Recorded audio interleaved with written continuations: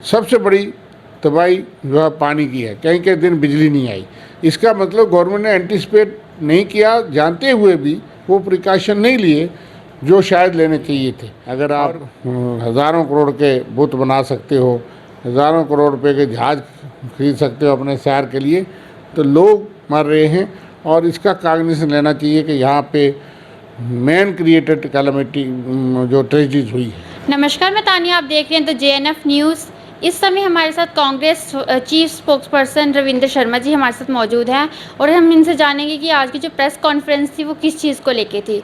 Sir, जो आज की जो प्रेस कॉन्फ्रेंस का मकसद था, जो जम्मू कश्मीर में और बिलखसूस जम्मू सूबे में जो हालात बने हैं, जान और माल का नुकसान हुआ है, प्रॉपर्टीज़ का नुकसान हुआ है, माल मवेशी और क्रॉप्स का नुकसान हुआ है, किसानों का बड़ा नुकसान हुआ है, आम आदमी का नुकसान हुआ और गवर्नमेंट प्रॉपर्टीज़, रोड, नेटवर्क, बिजली, पानी, ये सारी चीज़ों का जो नुकसान हुआ है उससे कैसे उभरा जाए और कैसे लोगों की मदद और इमदाद हो, उसके लिए कांग्रेस पार्टी के पूरी लीडरशिप ने, करा साहब जो हमारे सदर हैं, उन्होंने आज ये कहा है। जो एक्सपीरियंस हमने किया है, जो लोगों की समस्याएं देखी हैं, उन सब का जिक्र जो है वो उन्होंने किया। और बड़ी बात यह है कि ये एक नेचुरल कैलेमिटी थी बड़े पैमाने की, जो सरकार भी कहती है कि 119 साल के बाद इतनी बारिश, बरसात और फ्लड हुआ है। तो इसलिए पहली मांग तो हमारी ये है कि इसको एक national disaster, national calamity declare किया जाए, जिसका फ़ायदा ये होता है कि उसमें बहुत सी एड और सपोर्ट मिलती है और जो लोगों का नुकसान हुआ है उसमें गाइडलाइन, उसमें रूल्स जो हैं वो ऐसे हैं कि उन लोगों को मदद मिल सकती है और उसके बगैर उतना मुआवजा, उतना नुकसान जो है वो भरपाई नहीं हो सकती। इसलिए पहली मांग है कि क्योंकि ये नेशनल डिसास्टर, नेशनल कैलेमिटी के लेवल का एक मैग्नीट्यूड की यहाँ पे हालात बने हैं, तो गवर्नमेंट ऑफ इंडिया को इसको अनाउंस करना चाहिए ताकि लोगों को राहत और फ़ायदा मिल सके। गृह मंत्री यहाँ आए लेकिन उन्होंने कोई ऐसी अनाउंसमेंट नहीं की जिससे लोगों में ठेस है, आहत है। उन्होंने कैजुअल सी अप्रोच की और यहाँ तक कि वैष्णो माता और चोष्टी मछेल माता में जो लोग हमारे शहीद हुए, मारे गए, उनका जिक्र तक नहीं किया। कुछ चीज़ें तो हम मानते हैं कि एडमिनिस्ट्रेशन, इंसान या सरकार के हाथ में नहीं थी, वो जाने शायद नहीं बचा सकते थे सतर्क होते हुए भी, लेकिन सरकार इसलिए होती कि वो एंटिसिपेट करें कि इतने बड़े पैमाने की जब अलर्ट था, आप लोगों को तो अलर्ट कर रहे थे, वेदर अलर्ट था, उसके बाद आपने खुद को अलर्टनेस नहीं दिखाई। चोष्टी में, छेद में हादसा हुआ, वो भी अगर कोई प्रिकॉशन ली होते, अगर उसमें कोई स्ट्रेंथ को रोका गया होता, यात्रा को सस्पेंड किया गया होता जब आपको वार्निंग्स थी, तो शायद वहाँ भी लोग जो है वो उनकी जानें बच जाती।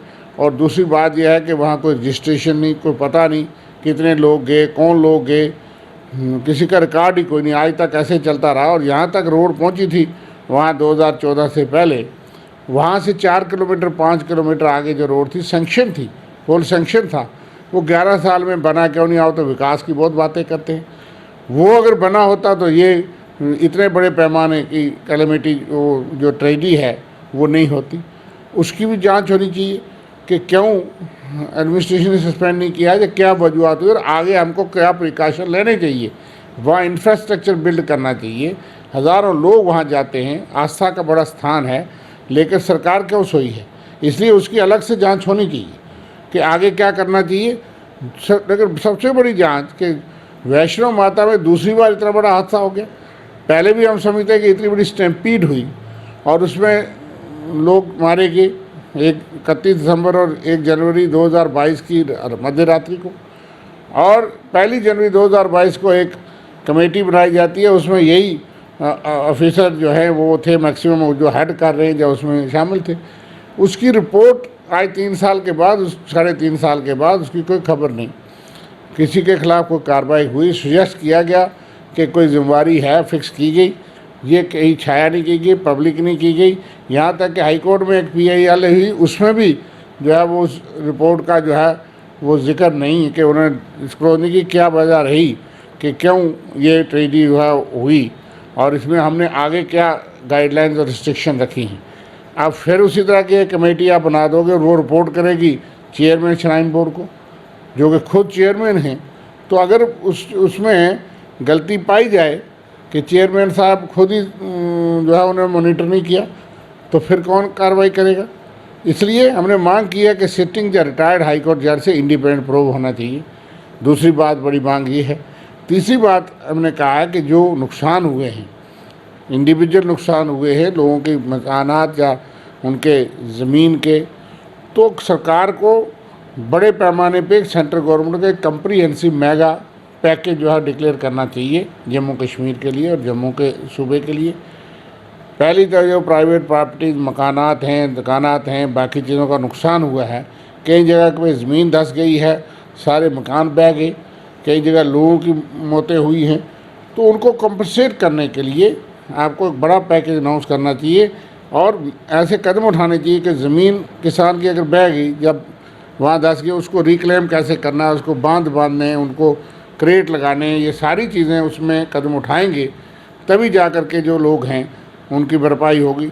अब रेस्टोरेशन काम में कई रोडें हैं टूटी हुई हैं, रोड में क्रैक आ गए हैं, वो कोई फिर हादसा हो सकता है, इसलिए उसको आइडेंटिफाई करके फौरी तौर पे उसका रोकथाम का और रेस्टोरेशन के कनेक्टिविटी, अभी तक कई लिंक रोड जो है बंद है, लोगों को गाँव में दूर दराज परेशानी है उनको रेस्टोर किया जाए और उनके लिए पैकेज बनाया जाए कि रिकन्स्ट्रक्ट कैसे करना है।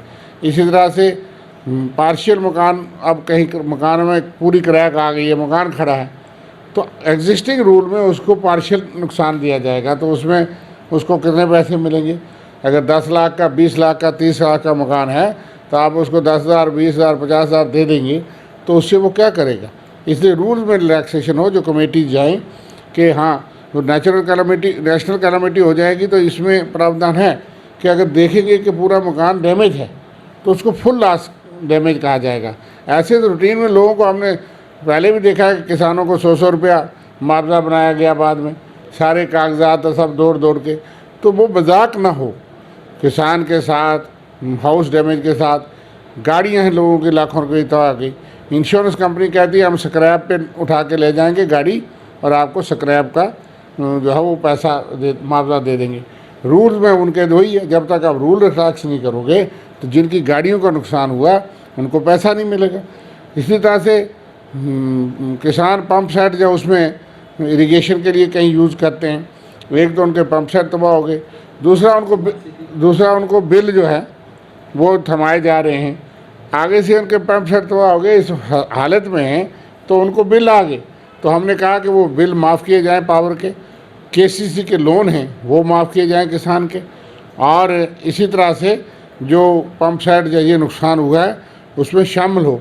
ऐसे रूटीन के आप टीमें भेजते हैं, आगे भी भेजी गई कई बार, लेकिन जब तक नेचुरल कैलामिटी नहीं है या रूल्स रिलैक्स नहीं हैं, ना मकान वाले को नुकसान का मकान सही मुआवजा मिलेगा, ना किसान को मिलेगा, ना किसी और को मिलेगा। इसलिए एक तो इंडिविजुअल प्रॉपर्टीज़ और इसका जो है वो हमने कहा है कि पूरी असेसमेंट हो और उसमें रूल रिलैक्स करके उनका मुआवजा बने, हज़ारों करोड़ रुपये मुआवजा बनेगा, उन लोगों को दिया जाना चाहिए। दूसरी बात यह है कि पब्लिक प्रॉपर्टी, अब जैसे ज़मीनें हैं धंस गई तो उनको बचाना है, वहाँ मकानात उनके आगे, तो वो पब्लिक प्रॉपर्टी है। कई जगह ज़रूरी नहीं कि वो लोग बसे हैं, जब उनके साथ जो ज़मीनें बह गई तो उनकी ज़मीन भी बहने वाली है, उनको ख़तरा हो गया, आज मकान खड़ा है, हो सकता है 3 महीने बाद वो गिर जाए, उनको बचाना है, वो भी उसमें आना चाहिए असेसमेंट में, और जो आप मेजर्स ले रहे हैं। उसके अलावा एक है जो इंफ्रास्ट्रक्चर लॉस हुआ है, बड़े जो पुल हैं पुराने खड़े हैं, नए जो पुल बने हैं पिछले 10-12 साल 15 साल में वो क्यों ढह रहे हैं। और एक बड़ा factor, one of the factor ये कहा जा रहा है कि इलीगल जो माइनिंग हुई है, माइनिंग एक अलग चीज़ है कि आप लाइसेंस देते हैं वो कहते हैं, लेकिन उसमें लिखा है कि आप 5 फुट 10 फुट कितने डिस्टेंस से आप उठाएंगे। अगर आपको 50 मीटर से उठाना है और अगर आपने 5 मीटर से पिलर से उठाया है, इसकी जांच होनी चाहिए। और अगर 5 फुट उठाना था तो आपने 50 फुट उठाया, वो इलीगल माइनिंग है। और उसमें बड़े पैमाने पे धांधली है, नेक्सस है, और कुछ बड़े ठेकेदार बाहर से आए, वो आए, उन्होंने बड़ी बड़ी मशीनरी लगाई और उनके लिए कोई रूल्स नहीं, लाइसेंस किसी और चीज़ का, और सारी डिगिंग। ये तो आपको याद होगा कि बीजेपी के एक बड़े नेता ने भी बड़ा इल्ज़ाम लगाया था, फिर वो ठप हो गया काम, लेकिन माइनिंग के और इलीगल माइनिंग के लिए बहुत बड़ा माफिया जो है ऑपरेट करता है। एक वो लोग हैं जो जेन्युइन हैं, क्रशर लगाए हैं, वो शायद कम वायलेशन करते हैं। यहाँ बड़ी बड़ी वायलेशन हुई हैं जिससे ये तबाही जो है वो बड़े पैमाने पे हुई है, उसकी भी जांच होनी चाहिए, उसके लिए भी कमीशन बना जाना चाहिए।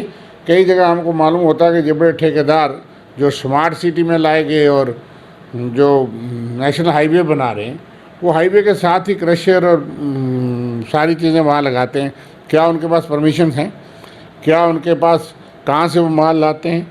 तो सारी ये इन चीज़ों की वजह से हमने नेचर के साथ बर्बादी की है, खिलवाड़ किया है, जिसकी वजह से जो है वो ये जो बड़े दावे थे डेवलपमेंट के, विकास के और सारी चीज़ें, स्मार्ट सिटी जिसके पोल खुल गए वो बीजेपी के, वो स्मार्ट सिटी से अनस्मार्ट हो गया सारा जम्मू और सारी तबाही का कारण बना। इन चीज़ों के ऊपर जांच क्यों ना हो? एक इंडिपेंडेंट कमीशन हो, वो यही चीज़ें देखे और आगे के लिए रिकमेंड करे। आपने सारे पहाड़ जो है वो क्यों हिल गए? कोई तो वजह है। एक एक्सपर्ट टीम भी बने, एक जांच आयोग के साथ साथ एक्सपर्ट टीम भी हो कि फ्यूचर के लिए हमको अगर डेवलपमेंट करनी है तो वो कंपैटिबल कैसे होगी, कि इकोलॉजी बैलेंस भी रखा जाए, लोगों की जान ये ना हो कि आगे पहाड़ चलना शुरू हो जाए जैसे आज देखा गया। इतने क्लाउड बस्ट तो हमने कभी नहीं देखे। तो कुछ रीज़न है कि कहीं पे अनप्लान्ड डेवलपमेंट में या इकोलॉजी का लिहाज नहीं रखा गया। इस पर भी एक कमीशन भी हो और एक्सपर्ट टीम हो जो इसमें देखे कि क्या गलतियाँ हुई, क्या वायलेशंस हुई, कौन लोग कसूरवार हैं, आगे के लिए क्या मेजर्स और प्रिकॉशंस लेने चाहिए। ये हमारी मुख्य मांगे हैं और हमने कहा है। बाकी डिफरेंट जगह पे हमारे लोग जो है उन्होंने भी राहत पहुंचाई है, यूथ कांग्रेस, सेवा दल, हमारे कांग्रेस वर्कर्स और दूसरी पार्टियों ने भी। हम उसमें सबकी जो सिविल सोसाइटी ने रोल किया है उसमें हम कोई इम्तियाज़ नहीं करते। अगर तीसरे ने भी किया उनकी भी तारीफ़ करते हैं। रेस्क्यू में कई अफसरों ने बहुत अच्छा काम किया है, उनकी सर्विसेज को भी हम रिकॉग्नाइज़ करते हैं। और जो लोग अभी भी इनसेंसिटिव तरीके से डील कर रहे हैं, लोगों को पानी नहीं मिल रहा था कई दिन, क्योंकि आप वहाँ जी कहीं मिस कॉल दे दो, कहीं फलानी कॉल दो, फिर पैसे भरो, फिर वो सिस्टम स्ट्रीमलाइन करने के लिए बड़ा टाइम लगा। अभी बहुत सी जगह जहाँ लोगों को तराई है माकूल पानी, कल भी प्रोटेस्ट हुआ है। सबसे बड़ी तबाही जो है पानी की है, कई कई दिन बिजली नहीं आई। इसका मतलब गवर्नमेंट ने एंटिसिपेट नहीं किया, जानते हुए भी वो प्रिकॉशन नहीं लिए जो शायद लेने चाहिए थे, और उसमें कमियां रही। लेकिन उससे आगे जो है उस कमियां ना रहें, लोगों को पानी, बिजली और कनेक्टिविटी जो है वो उसका रिस्टोर किया जाए। और जो बिल्डिंग अनसेफ हो गई गवर्नमेंट की भी, स्कूलों का हो रहा है एक ऑडिट, उनका भी हो, ताकि ये सारी चीज़ों से लोगों को बचाया जाए। और बाकी भी एक सर्वे किया जाए कि जहाँ जहाँ कहीं ज़मीन धसी है, कोई पहाड़ धस गया है, किसी आसपास लोकेलिटी को ख़तरा है, ये बड़े पैमाने पे सर्वे की ज़रूरत है। एक टीम आई है, मल्टी मिनिस्ट्रियल टीम जो है। हम ये मांग करेंगे कि ये 3-4 चीज़ें, एक तो हम उनसे मांग करते हैं कि आप इसको नेशनल कैलेमिटी, नेशनल डिसास्टर जो है डिक्लेयर करें। दूसरा कि कमीशन रिकमेंड करें कि जो इलीगल माइनिंग और बाकी इकोलॉजी के साथ छेड़खानी की गई है इनके ऊपर करें, और टेक्निकल एक्सपर्ट्स की टीम हो जो उस पर एग्ज़ामिन करे और फ्यूचर के लिए जो है वो प्रिकॉशंस रिकमेंड करे। और तीसरी जो हमने रिलैक्सेशन ऑफ रूल्स और मुआवजे की बातें की हैं, अभी लोगों को राहत पहुंचाने की बात है। एक mega relief package, rehabilitation package, reconstruction of damage infrastructure, उसके लिए जो है आना चाहिए। और मैं समझता हूँ कि सरकार के पास, गवर्नमेंट के पास, आज देश के पास कमी नहीं है। अगर आप हज़ारों करोड़ के बुत बना सकते हो, हज़ारों करोड़ रुपए के जहाज़ खरीद सकते हो अपने सैर के लिए, तो लोग मर रहे हैं। और इसका काग्निशन लेना चाहिए कि यहाँ पे मैन क्रिएटेड कैलेमिटी जो ट्रेजेडीज हुई है, और इसलिए हम लोगों तक पहुँचने का प्रयास करेंगे। आज हम सरकार में तो नहीं हैं, लेकिन जितने भी लोग हैं, मैं समझता हूँ कि सबसे ज़्यादा रोल ब्लेम गेम में हम नहीं पढ़ते। सेंट्रल जिम्मेवार, स्टेट गवर्नमेंट एक दूसरे पे इल्ज़ामात लगा करके कोई लोगों का भला नहीं होगा। हम ये चाहते हैं कि लोगों को राहत पहुंचाने के लिए कोऑर्डिनेशन तरीके से काम किया जाए। इसमें नंबर स्कोर करने की इश्यूज़ नहीं होने चाहिए, लोगों तक राहत पहुंचनी चाहिए, मुआवजा मिलना चाहिए, उनको रिहेबिलिटेट करना है, उनका घर उजड़ गया है और मवेशी बह गए हैं, मवेशी मारे गए हैं, उन्होंने लोन लिए थे। सबसे ज़्यादा अफेक्टेड गरीब आदमी है, किसान है, और वो लोग हैं जिन लोगों का बड़ा नुकसान हुआ है। आज हमारी यही इसी पे फोकस था कि हमने लोगों की बात करने का प्रयास किया। और भी जो चीज़ें हमारे सामने आएंगी टाइम टू टाइम, हमने कहा कि 6 महीने के लिए राशन जो है, कम से कम लोगों का राशन ख़त्म हो गया और अगली फसल तबाह होगी। इसलिए राशन कईयों के ज़मीन में जो है वो पानी बह गया है, और इसलिए इसका असेसमेंट करके 6 महीने के लिए, जैसे पहले भी किया गया था, राशन जो है वो फ्री दिया जाए, खास करके अफेक्टेड पॉपुलेशन में। ये हमारी मांगें रहेंगी केंद्र सरकार से भी और यहाँ की यूटी सरकार से भी। और हमने देखा कि 2 सरकारें अलग अलग तरीके से काम करती हैं, तो एक सरकार बन के काम करें राहत में, और ड्यूल कंट्रोल का यही नुकसान है। ये हमारी आज मांगे थी। देखिए, एनवायरनमेंट के साथ बहुत बड़ा खिलवाड़ जो है हमें लगता है, क्योंकि प्रकृति ने जवाब दिया है। जो खिलवाड़ हुए हैं उसकी जांच होनी चाहिए, और माननीय सुप्रीम कोर्ट ने भी शू मोटो एक कागज लिया कि इतनी लकड़ी हमने देखा कि स्मगलिंग की हिमाचल से, ये हमने देखा। यहाँ भी जो तबाही का मैं जिक्र कर रहा हूँ कि दरख्त काट दिए, लगाए नहीं, और कहने के लिए नाम्स बड़े सख्त है, जो आम आदमी नाम्स में काम करेगा वो काम कर ही नहीं सकता। लेकिन कहाँ के वो नाम्स जो डिगिंग के नाम से, वो जगह पे हमारे 10 साल में ही इतने क्रशर से वायलेशंस, माइनिंग जो है, इलीगल माइनिंग से आगे बहुत बड़ी तबाही आने वाली है। पानी का जहाँ बहुत बड़ा कसारा होने वाला है। जिस तरह से आपने पानी गहरा कर दिया, क्योंकि उसमें वायलेशंस होती हैं। जो परमिसिबल माइनिंग है उस पर कोई एतराज़ नहीं, वो एक पैरामीटर है। लेकिन हमें जो लगा कि एक तो उसमें बड़ी तबाही की गई, दूसरा यह है कि जंगलों की और उनकी तबाही की गई, तीसरा जो हमने टनल जो बाकी चीज़ें बनाई, क्या उसमें कुछ पैरामीटर्स गड़बड़ तो नहीं हुए।